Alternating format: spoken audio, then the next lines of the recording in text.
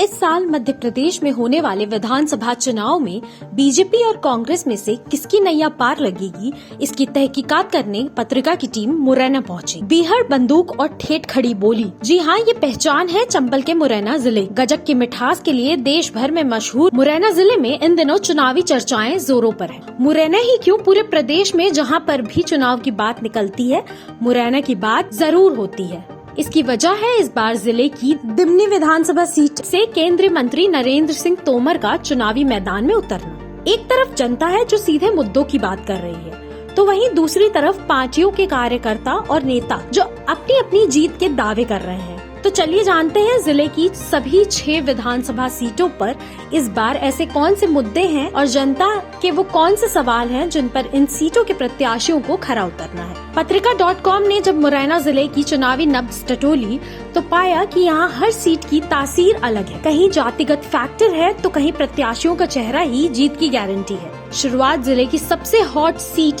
दिमनी से ही करते हैं, जहां से भाजपा ने केंद्रीय मंत्री नरेंद्र सिंह तोमर को चुनावी मैदान में उतारा है। अभी तक प्रदेश की राजनीति की दिशा तय करने वाले नेताओं में शुमार नरेंद्र सिंह तोमर इस बार खुद चुनावी मैदान में है। हालांकि यहां से अभी कांग्रेस ने प्रत्याशी का ऐलान नहीं किया है, लेकिन सीट से मौजूदा कांग्रेस विधायक रविंद्र सिंह तोमर का दावा सबसे मजबूत माना जा रहा है। दिमनी सीट पर क्षत्रिय समाज के वोट निर्णायक होते हैं। शायद यही वजह है कि यहाँ से क्षत्रिय समाज के ही चेहरे भाजपा और कांग्रेस उतारती आई। आम आदमी पार्टी ने सुरेंद्र सिंह तोमर को प्रत्याशी बनाया है।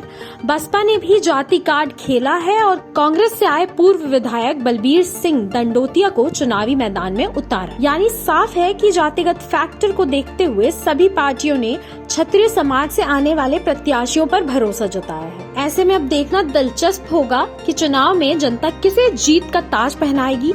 दिमनी सीट की बात करें तो यहाँ कुल मतदाताओं की संख्या 2,30,520 है, जिनमें 1,24,916 पुरुष हैं और 1,05,604 महिला मतदाता हैं। मुरैना विधानसभा। मुरैना सीट गुर्जर बाहुल्य है और यही वजह है कि यहाँ चुनाव में गुर्जर समाज के ही प्रत्याशी जीत दर्ज कराते आए। वर्तमान में मुरैना से कांग्रेस के राकेश मवई विधायक हैं, जिन्होंने 2020 में हुए उपचुनाव में भाजपा के रघुराज सिंह कंसाना को 5,751 वोटों से हराया था। इस बार भी भाजपा ने यहां पर रघुराज सिंह कंसाना पर भरोसा जताया है और चुनावी मैदान में उतारा है। आपने रमेश उपाध्याय को प्रत्याशी बनाया है। मुरैना सीट पर कुल 2,62,865 मतदाता है, जिनमें 1,42,428 पुरुष हैं और 1,20,428 महिला मतदाता है। सुमावली विधानसभा सीट। सुमावली विधानसभा सीट से भाजपा ने इंदल सिंह कंसाना को उम्मीदवार घोषित किया है। इंदल सिंह कंसाना पूर्व मंत्री रहे हैं और सिंधिया के कट्टर माने जाने वाले इंदल सिंह कंसाना के साथ कांग्रेस छोड़कर भाजपा में शामिल हो गए, जिसके कारण साल 2020 में सुमावली विधानसभा सीट पर उपचुनाव हुए थे, जिसमें भाजपा प्रत्याशी के तौर पर इंदल सिंह कंसाना को अजब सिंह कुशवाहा से हार का सामना करना पड़ा था।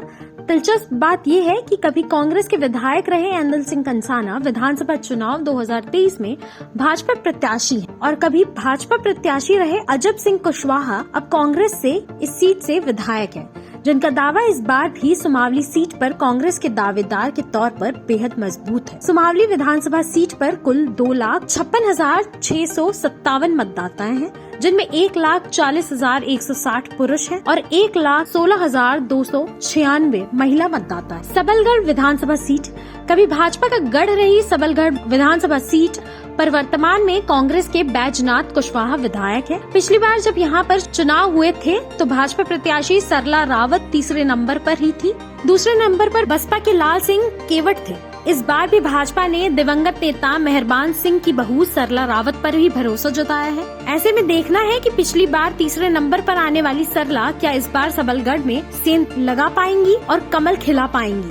कांग्रेस ने सबलगढ़ से भी प्रत्याशी का ऐलान नहीं किया है, लेकिन वर्तमान विधायक बैजनाथ कुशवाहा यहाँ से संभावित उम्मीदवार माने जा रहे हैं। सबलगढ़ विधानसभा में कुल 2,33,906 मतदाता हैं, जिनमें 1,24,688 पुरुष हैं और 1,09,215 महिला मतदाता हैं। जौरा विधानसभा सीट।